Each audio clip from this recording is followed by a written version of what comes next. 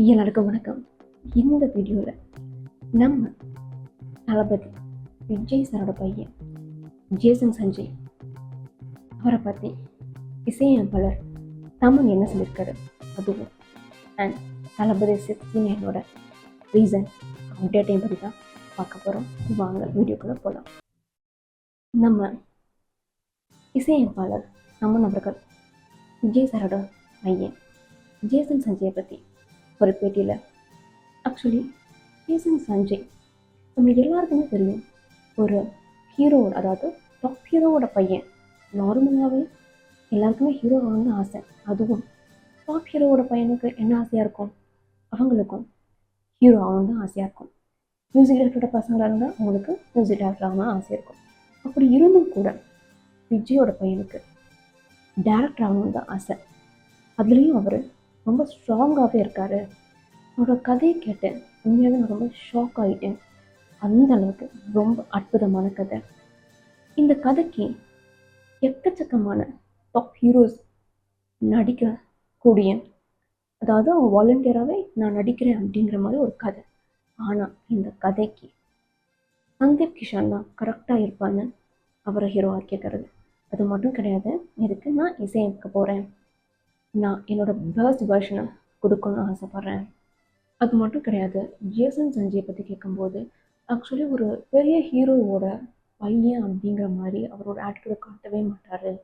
ரொம்ப நார்மலாக நம்மளோட ஜோக் சொல்லி சிரித்து நார்மலாக இருப்பார். எந்த இடத்துலையுமே வந்துட்டு ஒரு மாஸ் ஹீரோவோட பையன் அப்படின்னு ஒரு கெத்தாக இருக்கட்டும், ஒரு ஆட்டிடியூடாக இருக்கட்டும், அந்த மாதிரி இருக்கவே இருக்காது.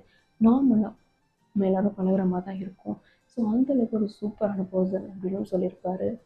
ஜேசன் சஞ்சய் இயக்குற படத்துக்கு ஹீரோ யாருன்னு பார்த்தீங்க அப்படின்னா சந்தீப் கிஷன். இதோட ப்ரொடியூசர்ஸ் வந்து லைக்கா நிறுவனம் தான் இதை தயாரிக்குது. ஆனால் இதுக்கு இசையமைப்பாளராக தமன் தான் இருக்கார்.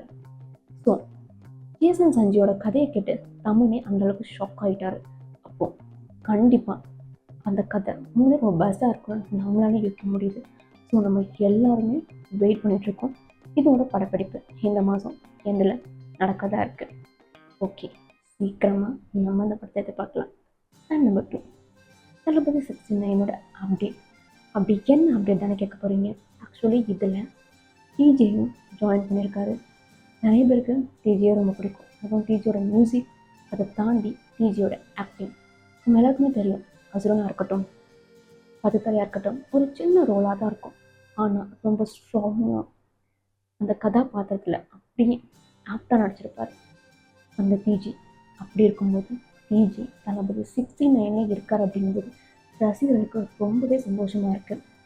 தளபதி 69 ஹச் வினோத் தான் டைரக்ட் பண்ணுறாரு. கேவிஎம் ப்ரொடக்ஷன் தான் இதை தயாரிக்கிறாங்க.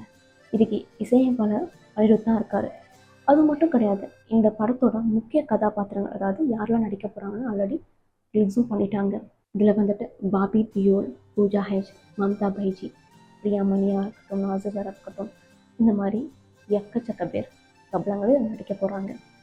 அதில் டிஜேவும் ஜாயின் பண்ணியிருக்காரு.